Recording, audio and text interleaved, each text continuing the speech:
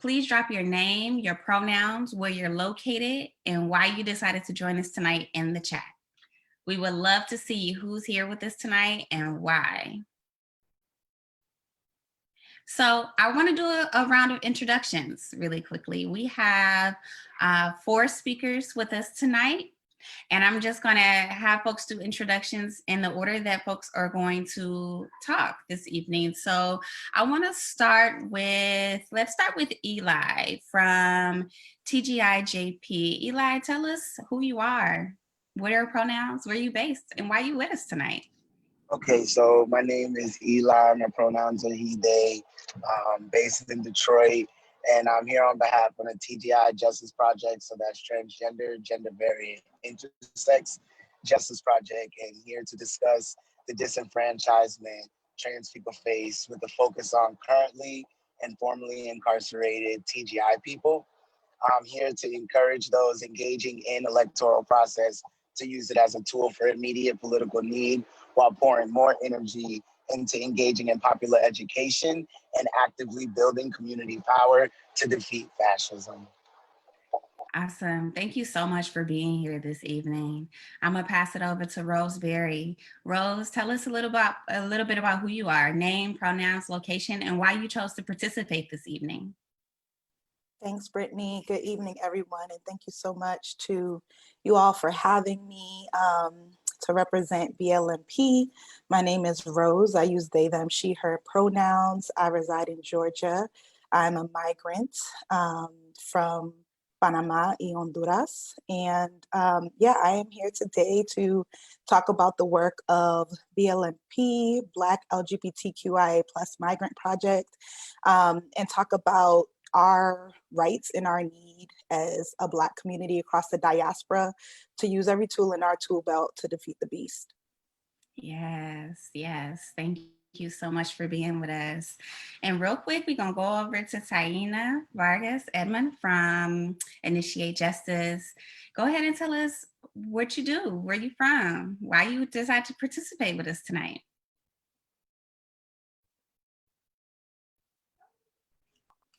Uh-oh. Thank you, Brittany, and thanks y'all for having me. My name is Taina Vargas Edmond. I use she, her pronouns.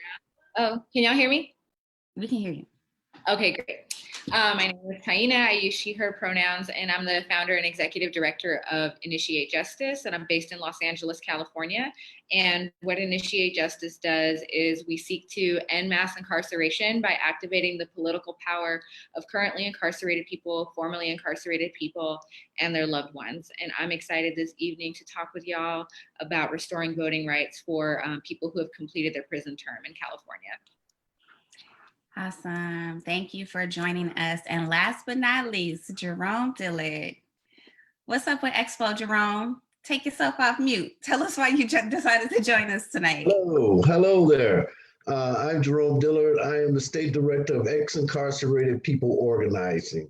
We're a group of formerly incarcerated people who form with a statewide organization in the state of Wisconsin. I'm here to really talk about felony disenfranchisement, restore the vote, unlock the vote is the campaign that we have going. And it is amazing how many people I've met personally in our state who can vote, but under the impression that they can't because they're convicted felons. That's a constant message that they're giving, and we're countering that with educating our community, especially those who are directly impacted by the criminal justice system, that they can vote once they're done with their sentence in this state. And we're fighting to get that vote once they leave a facility in our state. Yes, yes, incredible work. So once again, thanks everybody for joining us. We have such a great conversation in store. So we're gonna get right into our community conversation on what it takes to build the democracy where we can all have a voice and exercise our rights to vote.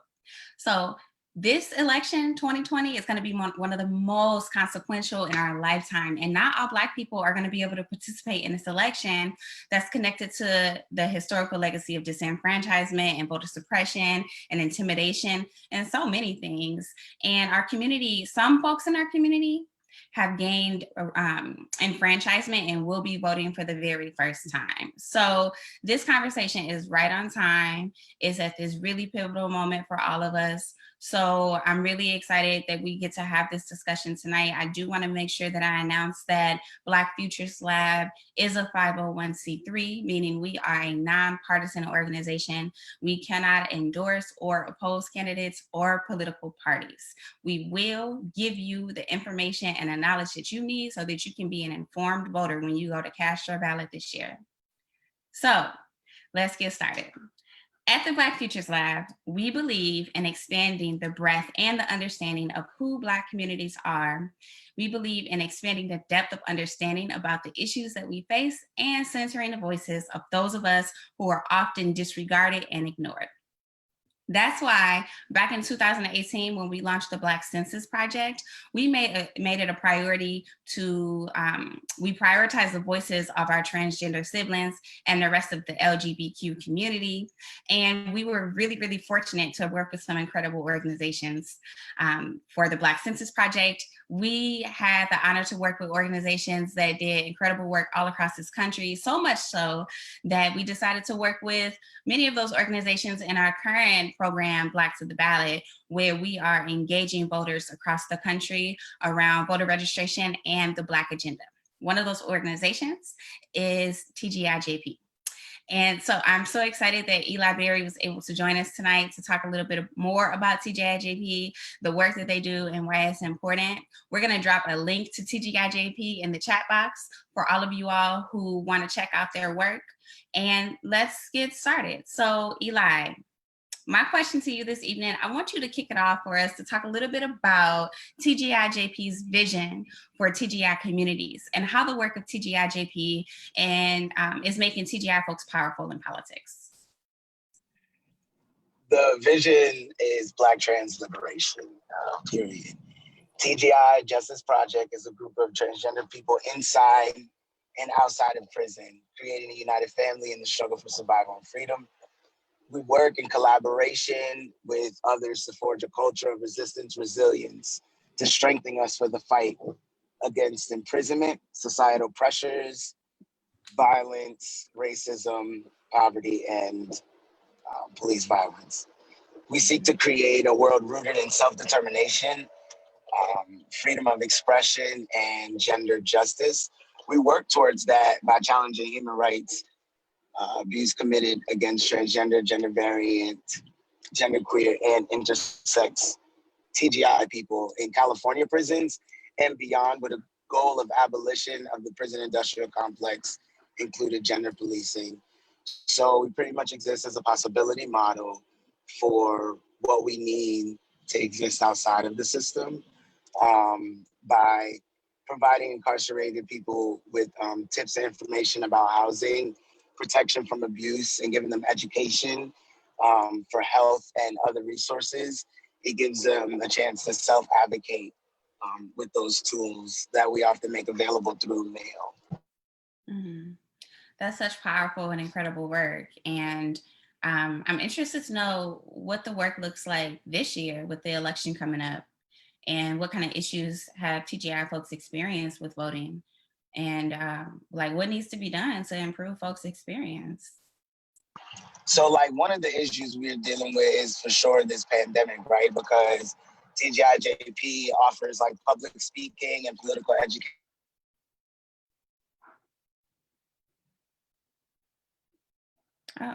In prison. Oh, Taina. Okay, now I can hear you. Yes. Sorry. I said, my bad. TGIJP offers public speaking, political education through training, speakings, speeches, and workshops on the experience of incarcerated and formerly incarcerated trans people as a part of a movement to end mass imprisonment. And right now, we're not able to practice that in the same way. And there's also been a major focus point on housing, because when they put in the order in California to shelter in place, it became an issue for our members who don't have housing. So if you're houseless, how can you shelter in place? Therefore, how can you stay safe? And you're just in like, it's just increased vulnerability at that point, because you're trying to stay safe from the pandemic and you are formerly incarcerated and trying to stay safe from recidivism and ending up back in prison, as we saw they criminalize, this global health crisis.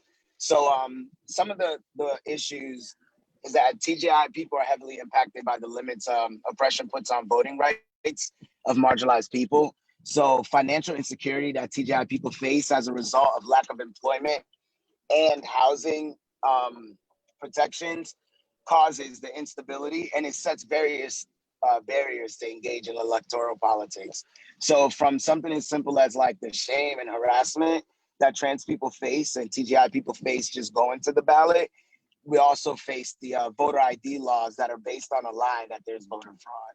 So something is recently, Caitlin Burns wrote about trans disenfranchisement and how an estimated of 260,000 trans people do not have an ID that correctly reflects their name and or gender to use in the 2020 presidential election. So when you think about how there's approximately 1.4 million trans adults in the United States, that's a significant, portion of the trans population that already doesn't have an ID. So, how can they participate?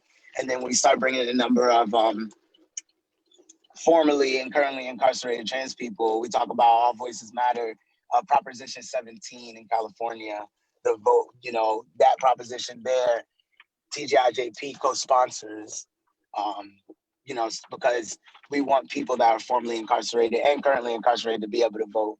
That's how we can move towards really having all voices matter. Mm-hmm. Yeah, you're exactly right. I think, with this election coming up, it's going to be incredibly important to make sure that everybody has a voice. And I'm glad you brought up the trans voter disenfranchisement, because I think that's something that folks just seldom consider. And we have a resource here, the Voting While Trans resource. We're going to drop it in the chat. For those of you who are at home who are tuning in with us, please do share this resource widely with folks who might be able to benefit from it, because there's a lot of information that folks have no idea about when it comes to trans voter disenfranchisement and the issues that trans folks have when they do not have identification to head to the ballot. So thank you, Eli. Really appreciate that. So we're going to keep it moving. There's another really incredible organization that Black Futures Lab had the privilege of partnering with in the 2018 Black Census Project, BLMP. So the Black LGBTQIA plus Migrant Project.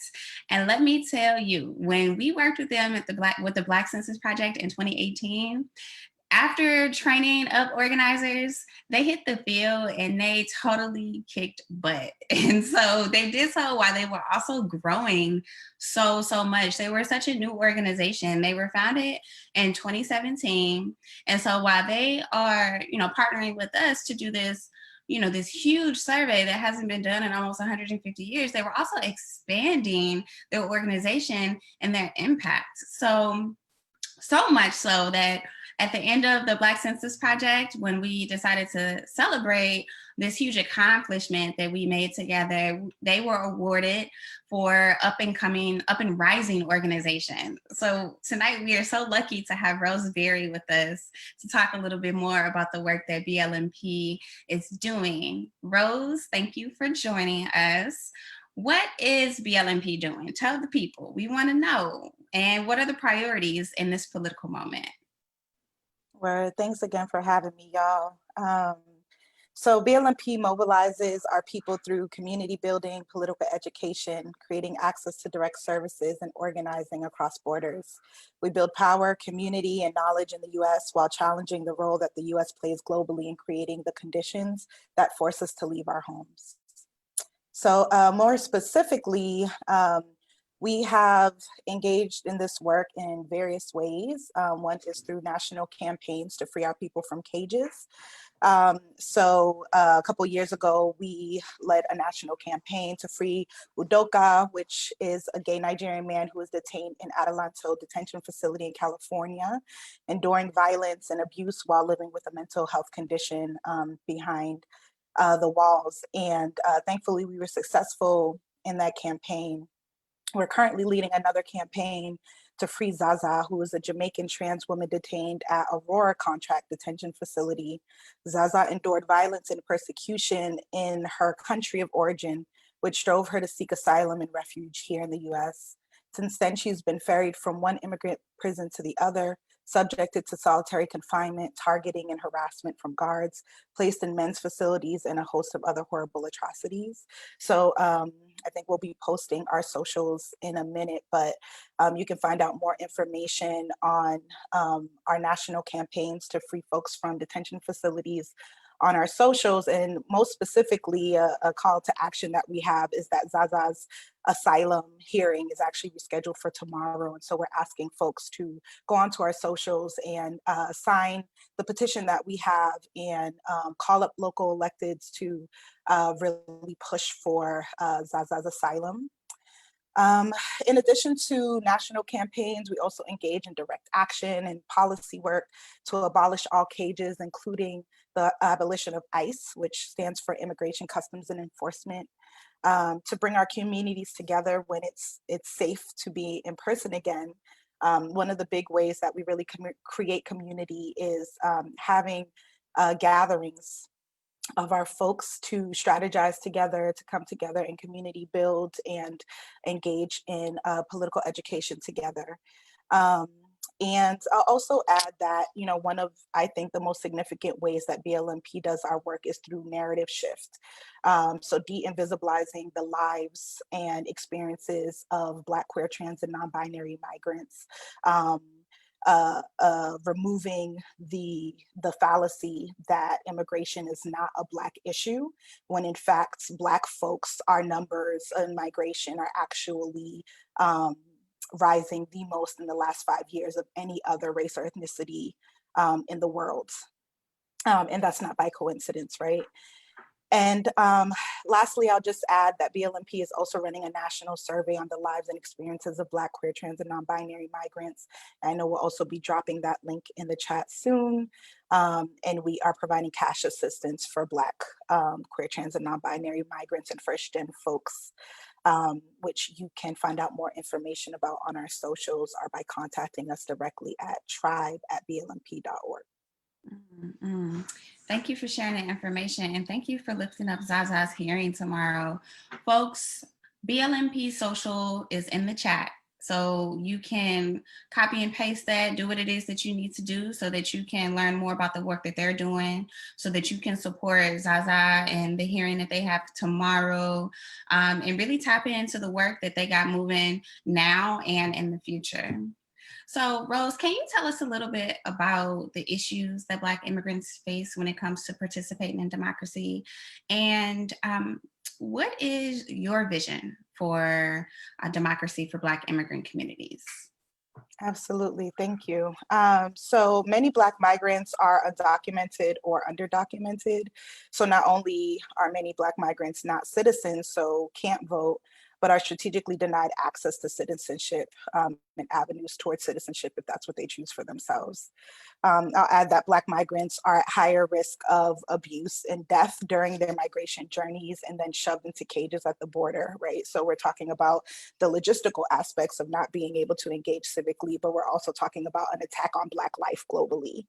You know, the fact of the matter is that Black people across the diaspora have the lowest life expectancy in the US and across the globe.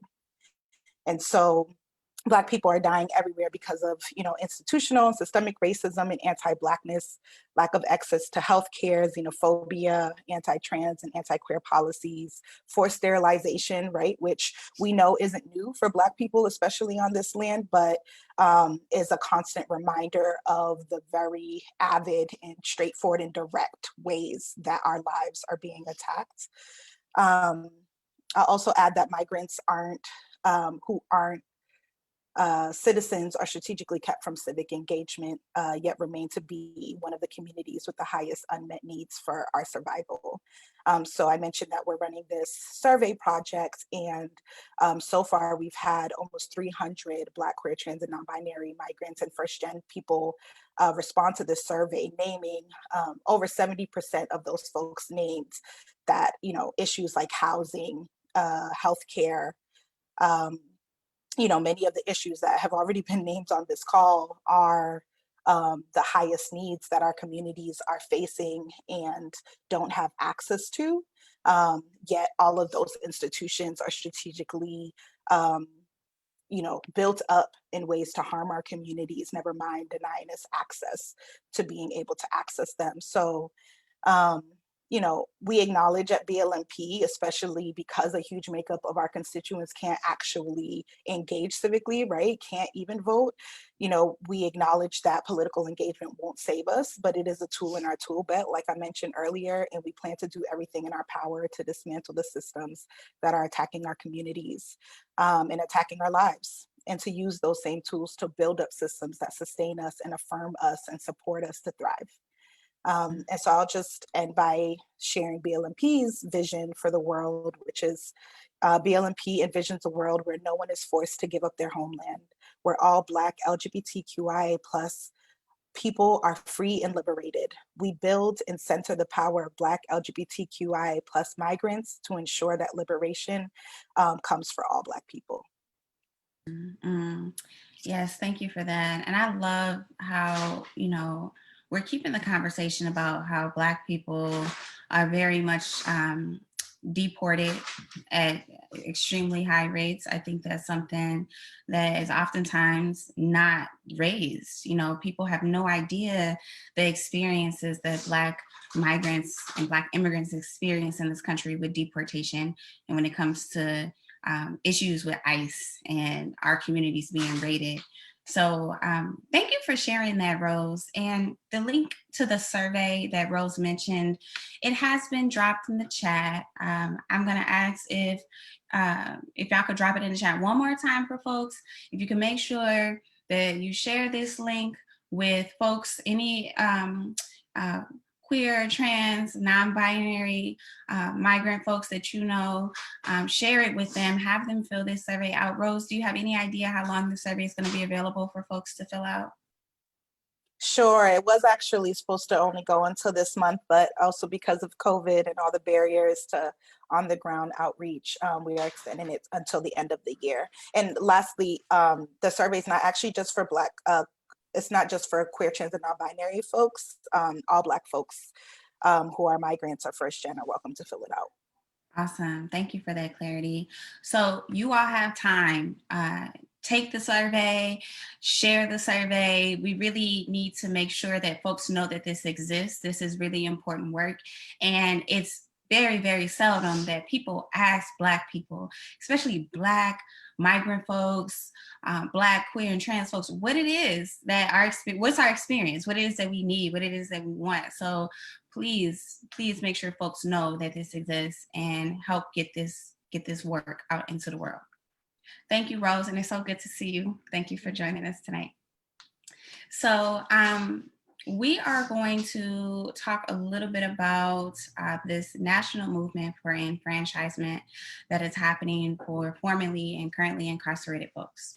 So I know that as of 2016, there is about 6 million folks who were prohibited from voting due to laws that disenfranchise people who are convicted of felony offenses. That number is not aggregated, you know, by race or gender. That's just a total number, right? So when I think about how this has impacted our community, with the rates that our community is impacted by incarceration and the prison industrial complex, is pretty dire. So Black communities have been disproportionately impacted by incarceration for a very long time. And that means that many Black folks have been unable to participate in democracy due to this disenfranchisement. To build power in our communities, this means that we have to activate the power of Black people who have been impacted by incarceration and who are not able to participate. And so fortunately, there are organizations who are doing this very necessary work, including our next speakers and their organizations. And I'm going to get into a conversation with them in just a little bit to talk a little bit about the incredible work that they're doing. But before I do, for the folks who are at home watching, I want you to chat in the box for us. What is one thing that we need to do in addition to enfranchisement for voters, for Black folks who have been disenfranchised by incarceration? What is one thing that we need to do to make our community powerful in politics? And I'm going to be taking a peek at this chat box to see what y'all have to say. What is one thing that we need to do to make our communities powerful in politics? What comes up for you?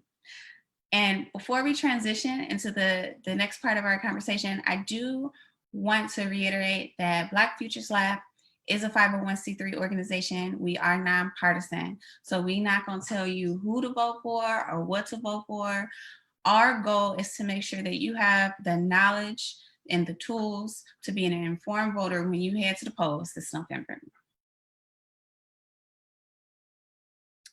All right, so while folks are ruminating on that answer, thinking about what do we need to do to make our communities powerful in politics, I want to go ahead and introduce Taina from Initiate Justice. Taina, thank you so much for joining us again this evening. I want to talk a little bit about Initiate Justice theory of change. Can you share with us what is the theory of change and how do you all do your organizing work? For sure. And again, thanks for having me on. So I'll start by sharing, my personal reason for why I co-founded Initiate Justice in 2016. So I'm a woman who's impacted by incarceration. My loved one was in prison for 7 years, and I spent pretty much every weekend inside of a prison visiting room with him. And I was working in state policy advocacy, for my 9-to-5 job. So my experience was Monday through Friday, 9 to 5. I was fully immersed in the political advocacy process and, fully understood various criminal justice reform bills that were moving through the legislature. But my experience Saturday and Sunday in the visiting room was completely the opposite. I would be talking to other visitors and incarcerated people who these laws would directly impact. However, they did not fully understand how the laws would impact them.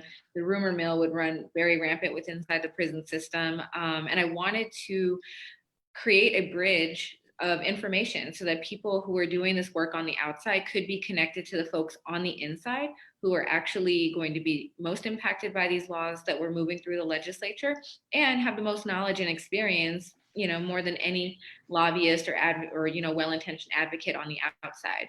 So what Initiate Justice does is we write and pass legislation that reduces the prison population and activates the political power of directly impacted people. And we do that by organizing people in prison, formerly incarcerated people, and people like me with incarcerated loved ones. So each year we work on different pieces of legislation. We recruit members and organizers who are currently inside, and then we have formerly incarcerated people and people with loved ones in prison on the outside who are leading the work. So they are the ones who are helping us develop the policy ideas.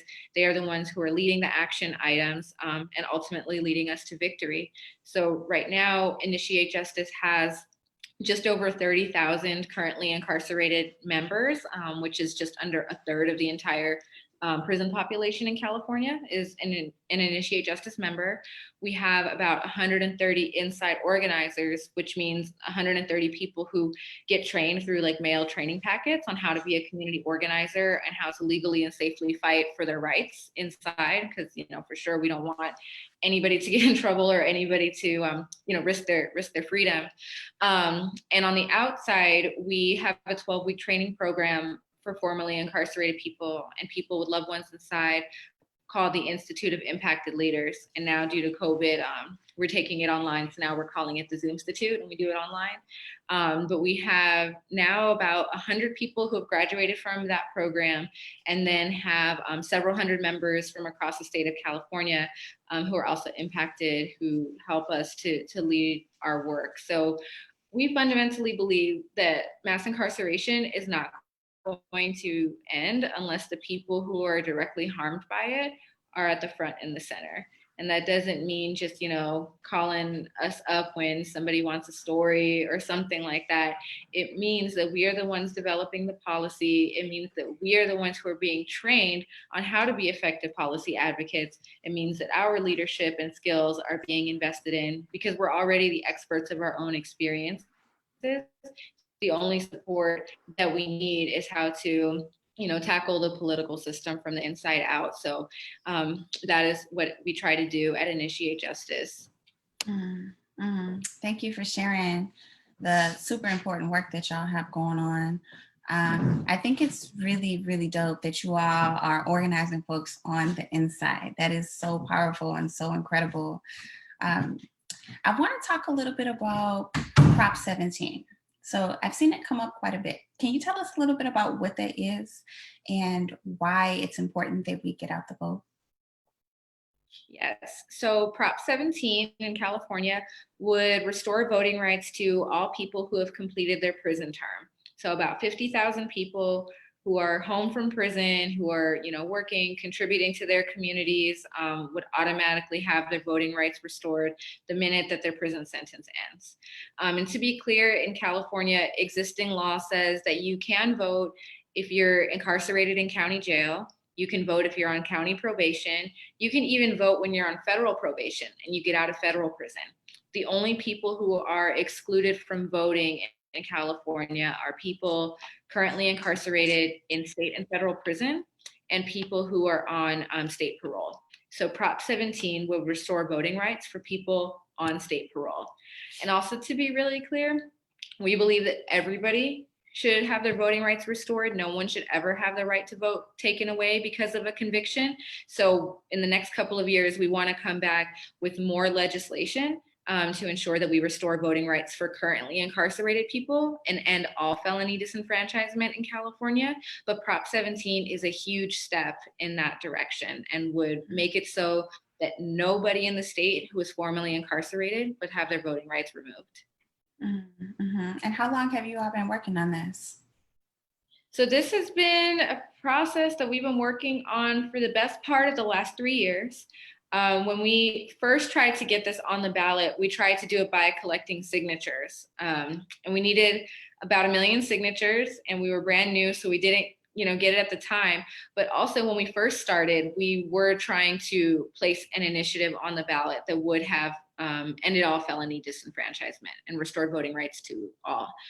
So the following year in 2018, we were contacted by Assembly Member Kevin McCarty, who represents the Sacramento area. And he said, you know what, I think we can get this on the ballot through a legislative constitutional amendment, but it'll only make it out if, it's just for people who are formerly incarcerated. So that bill became ACA 6, which we fought for almost 2 years to move through the legislature. We needed 2/3 support to get it through, but we ended up making it through both houses of our legislature with bipartisan support, which is really exciting. So what that means is that now that it's qualified for the ballot, we're hopeful that we won't encounter some of the same issues that Florida has encountered with Amendment 4, where the legislature has been working really hard to, push it back and limit who's eligible. So fortunately for us, we do have the support of the legislature. We really don't have any strong organized opposition. So it's looking like as of November 4th, about 50,000 people will have their voting rights back. And one thing that I also want to say about this is Prop 17 was an idea that came from one of our currently incarcerated organizers, Rasan Thomas, who is incarcerated at San Quentin State Prison. He also runs the podcast Ear Hustle, which folks might be familiar with. He was the one who called me up back in 2017 and said, hey, if you want us to have political power, the first thing is we need to be able to have the right to vote. So this is Rasan's dream, Rasan's vision that we have been pushing forth for the past 3 years or so. And even our slogan now that we use, which says democracy needs everyone, this is a slogan that we got from another of our members in San Quentin named Juan Haynes. So, I just want to, raise up the names of the folks who are doing this work, who have been doing this work from inside, because for sure this would not have qualified for the ballot if it wasn't for the thousands of people inside who are writing their family members, who are organizing people inside the prison, recruiting new members, sending letters to the legislature to get this passed. That's incredible. That's truly incredible.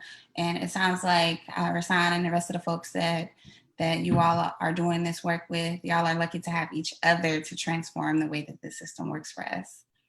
It sounds like your ultimate vision, I heard you say it, is to end all felony disenfranchisement. Am I right? For folks who are formerly incarcerated and folks who are incarcerated. That's beautiful. Thank you so much. So before we go on to our next speaker, I want to take a look at this chat because I know I asked a question.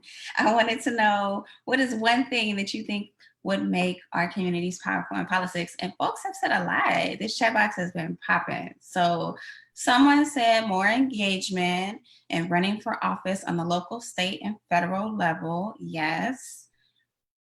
Let's see here. Access to culturally appropriate healthcare. Yes, yes, yes. Investment in public education. Yep.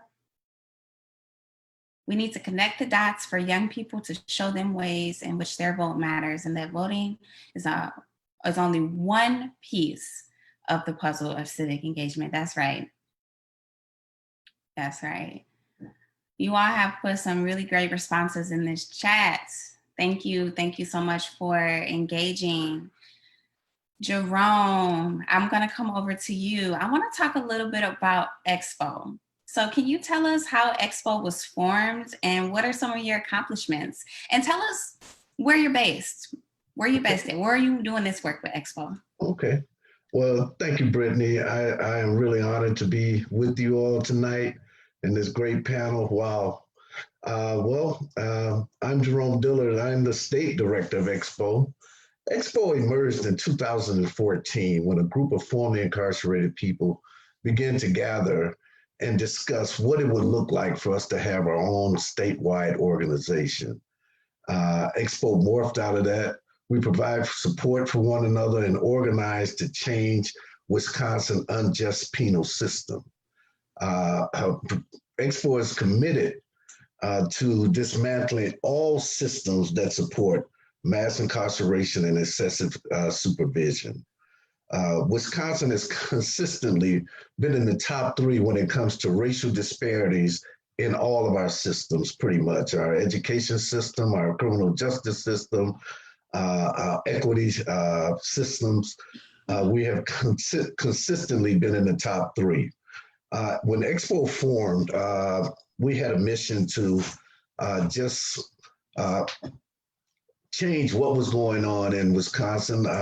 We had a governor who was here for 8 years, who put a halt to all paroles, which we call old law. We had several thousand individuals in our state prison under the old law, which truth in sentencing came in place in 2000.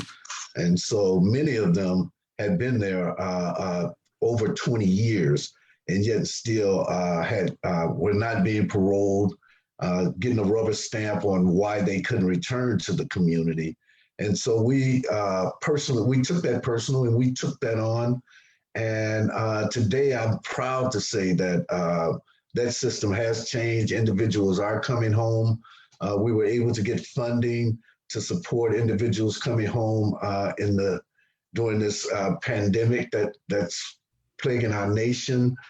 And it's just been a bumpy ride. It really has.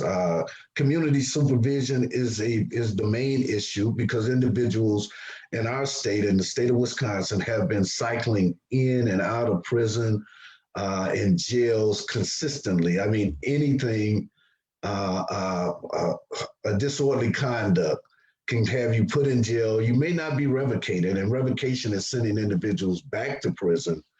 Pretty much for rule violations. We pin that crimeless revocations and have really educated our community on how incarceration works in the state of Wisconsin. we over 50% of new admissions into our state prison were going back into prison, not for new crimes, but for rule violations or minor offenses.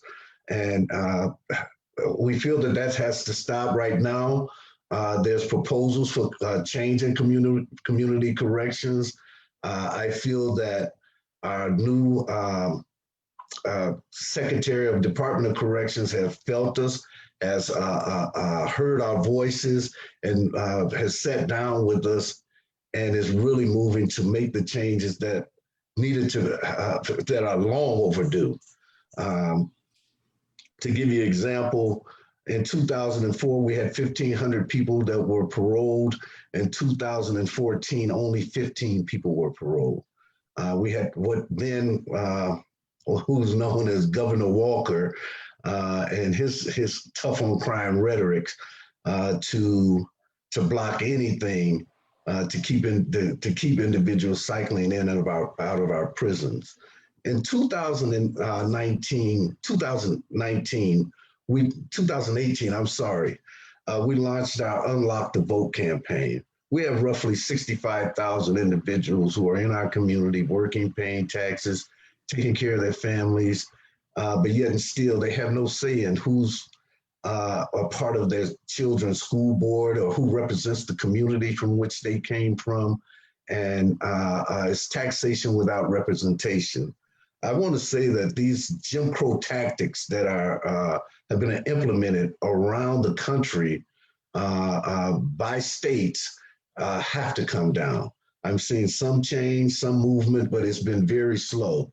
And I too feel that we should never lose our right to vote. The fact is, in our state, you have to complete your full sentence, which means, and today we have people who are on what they call extended supervision for 15 and 20 years. That means 15, 20 years you're in the community, but yet you have no say in any of the political arenas. And we really put focus on local elections, DAs, sheriffs, mayors. We're really putting emphasis on the local elections because I feel that for change to take place in our state, that's where we need to start. Well, we launched the Unlock the Vote campaign in 2019 and had bills introduced, two pieces of legislation. One, felony disenfranchisement, Unlock the Vote, which is our campaign. There was AB 154, and then the other AB 155 was against prison gerrymandering, and that is individuals, and I believe it's happening in more places than Wisconsin, but individuals are counted in institutions that they're housed in around the state for the census. And when these counties and small rural towns are getting funding for these individuals who are warehoused in their facilities, it's not right, and they should be counted from the communities for which they come from. We're hoping that we can get movement in our new session in January and get these bills passed through. We have gained a great amount of momentum with legislators and some of the senates, but it's still a fight. It's still a fight. I just feel that the time is now. The time is now with the Black Lives Matter movement and LGBTQ movement. It's our time now. There's over 70 million people in this nation who are impacted by arrest and conviction records. That's a powerful base. That's a powerful base if we can pull them together, and that's our mission in our state, to pull those who are directly impacted by incarceration to band together and really demand change with what's going on in our criminal justice system here. Thank you, Jerome. And folks can learn more about Unlock the Vote at your website. Is that correct? That's correct. Mhm. Awesome. Okay, so EXPO's website has been dropped in the chat, folks. So you can go there to check out their work and learn more about the Unlock the Vote campaign. Jerome, can you tell me a little bit about what the priorities are for EXPO this upcoming election cycle and beyond? I know you mentioned the Unlock the Vote campaign and some of the work that you all are doing and have been doing, but is there anything in particular that you're prioritizing over the next, what do we have, like over 40 days or so? Well, Under 40 days to the election, mhm. and anything immediately afterwards? Well, Unlock the Vote is part of the campaign around this election. And what I'm realizing now, more than ever, is how misled many directly impacted people are about voting rights. And not only that, but we're educating individuals not just to vote, but understand the platforms that individuals are running on for these offices. Uh, we have to be educated voters. And so that is our immediate mission, really, is to educate our people around the process and also learning what platforms individuals are running on, running for these offices. And to continue to gain support for our Unlock the Vote campaign. I mean, it impacts 68,000 individuals in our community. That's huge. That is huge. Mhm. Thank you for sharing that. I want to take some time to let folks know that there are quite a few links in the chat box. So there's a link if you want to support Prop 17 that has been dropped in the chat box. That's what Taina was talking about out in California. I already mentioned Expo's info is there. We also have the correct link to the BLMP cash assistance link in the chat box. So go ahead, take note of this information so that you can have it. Share it widely, please, folks. Make sure that this work is being lifted up. We have some time for Q&A. So I want to know if you all have any questions, feel free to drop them in either the chat box or in the Q&A box. We have one question right now. The question comes, from an anonymous person. It says, what is the best way to educate oneself as a voter? So I'm going to put that on the table. If anyone wants to take that, please do.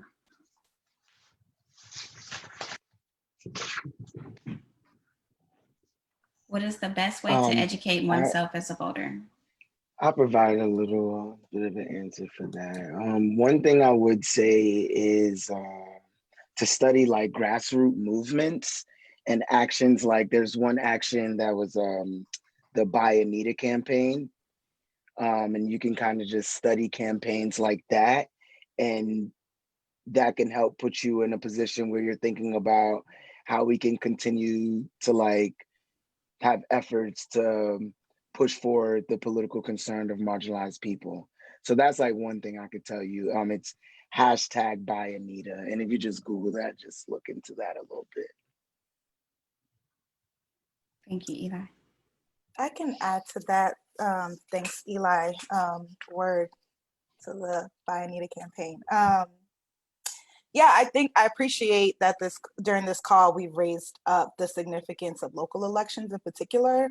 I think it's really strategic that our folks are literally fed inaccurate information about the general elections, but in reality, local elections is really what helps shape our communities and has a ton of power over decisions that directly impact our day-to-day lives.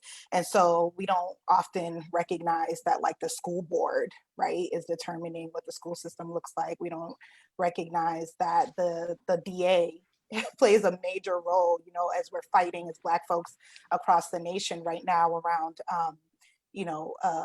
police violence against Black communities, right? The DA plays a major role in those decisions. And so I think reaching out and getting access to your sample ballots ahead of time, if you plan to vote, is one of the ways to know who is actually up for election locally, and be able to do your own research on who those people are, what their track records are, what they stand for, what are have been their policy platforms in the past, is really important. Because I think a lot of times what happens for me, even speaking for myself, is, you know, it's time to vote and I get up there and I see names on the election that I don't even know who these people are. And so how can I make an informed decision?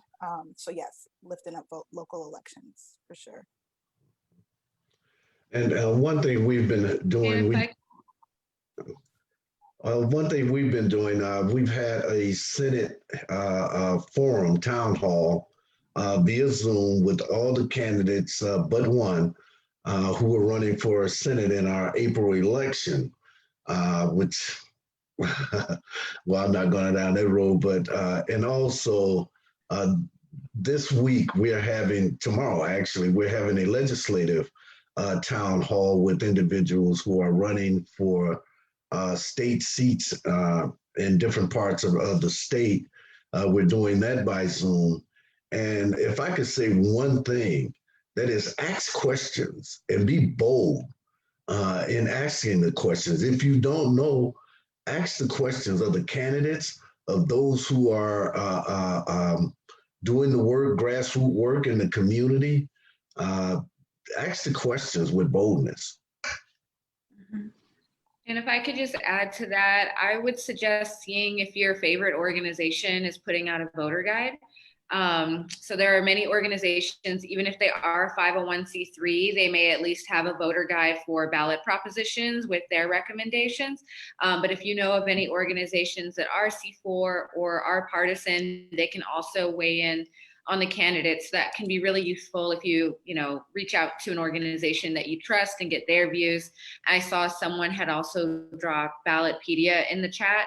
I also really recommend Ballotpedia because Ballotpedia will also let you know who is funding the campaigns, which can be really useful information to determine whether or not you would want to support a particular candidate or even a ballot proposition.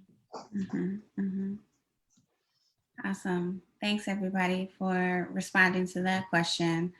And Taina, you took the words out of my mouth. I was definitely going to suggest organization, finding an organization or your favorite organization. I think right now in this moment that we're in, I think everyone should be plugged into an organization or know someone who's plugged into an organization because we're in a moment. There's a lot of momentum. It's a lot of change happening. And there are folks who are doing and have been doing this work for a really long time that can be an incredible resource for you, not just when it comes to voting, but when it comes to building power in our communities, period. You know, voting is just one tool that we use, but there are many things that we're doing to build power in our communities. So find an organization that you rock with, talk to folks and see where you can plug in.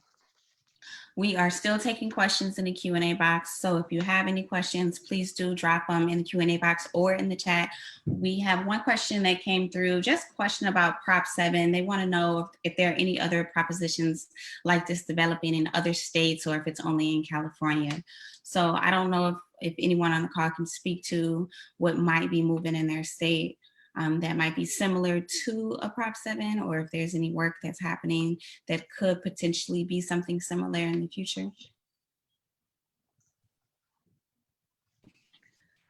I know that in Washington, D.C., they're trying to move something so that felony disenfranchisement would be ended for good in that jurisdiction. And I know recently Colorado and Nevada both passed laws to restore voting rights automatically when folks are released from prison. Last year in New Mexico, there was legislation moving. I think New Jersey has legislation moving, but those are the only ones I can think of off the top of my head. Thank you, Taina. Well, I know that our state amendments and propositions are just to get a gauge from the citizens of the state. It doesn't have any power, though, to change anything. And so it varies from state to state how the political process works. And, we don't have amendments, but we can put in a proposition, but that it carries no weight. Nothing changes, but the governor and the legislators can gauge the people's opinion around the proposition that's put on the ballot. Thank you, Jerome. All right, well, we're waiting on another question to come through. Someone made a great suggestion in the chat box around educating yourself as a voter. And they said, Sandy said, I have friends each pick one ballot measure and investigate and then come together online for discussion. I think that is a really great idea. Any other questions from folks? Someone asks, you spoke on lack of identification for many, many trans folks as an impediment to trans voter enfranchisement. What are ways to empower trans voters in the coming weeks? That is a really, really, really good question.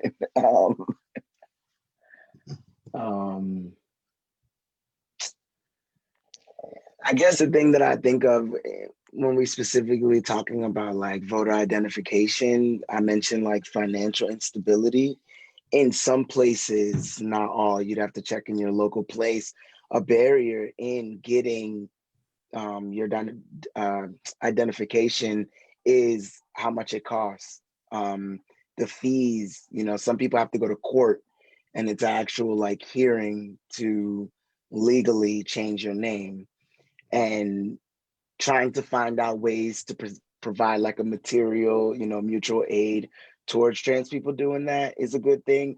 And what I would also say is on an individual level, providing just support to trans and TGI people, through any process if they want to get that identification. So if they have to do just different things along the way, just provide a support to them. And as far as organization goes, as it was said before, look into local organizations in your area and see what they do around that. Because, for example, TGIJP has legal clinics. And in the legal clinics, they have legal clinics for staff, they have legal clinics for our members, and then we offer legal clinics to other TGI people for them to get their gender marker change and their name change, and just get a step-by-step help to cross off each item on the checklist to get them towards that. Other than the ID portion, I don't know, that's really hard. That is a hard question. I wish I had a better answer for you, but I would say, one thing I would say that would help to empower trans people, period, is to work toward abolishing gender policing. I would say that, because as we're going to abolish the prison industrial complex, we do also mean gender policing. So on a more just like zoomed out level, that's how you can empower trans people, because for trans people to feel like they're safe, right, in their neighborhoods to even practice, practice engaging in electoral process is a major part of it. So thank you for asking that question. Thanks, Eli. All right, any more questions? Feel free to drop them in.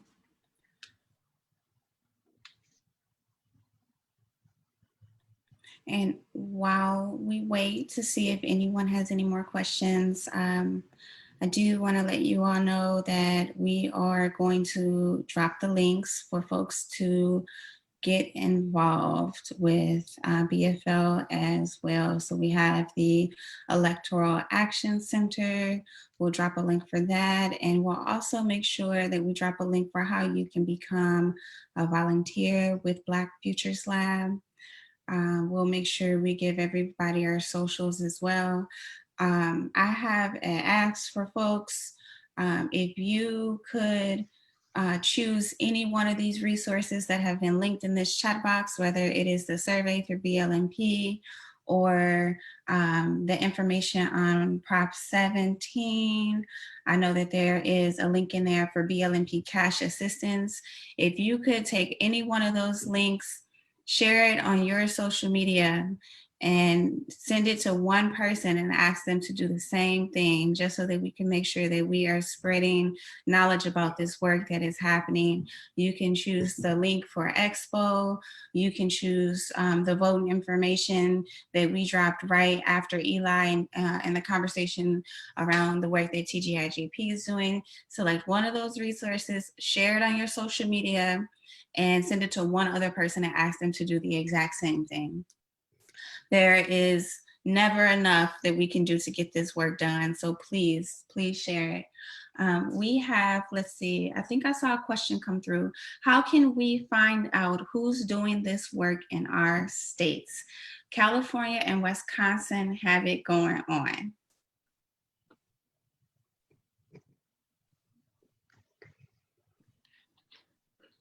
Honestly, I'm really not sure how to answer that.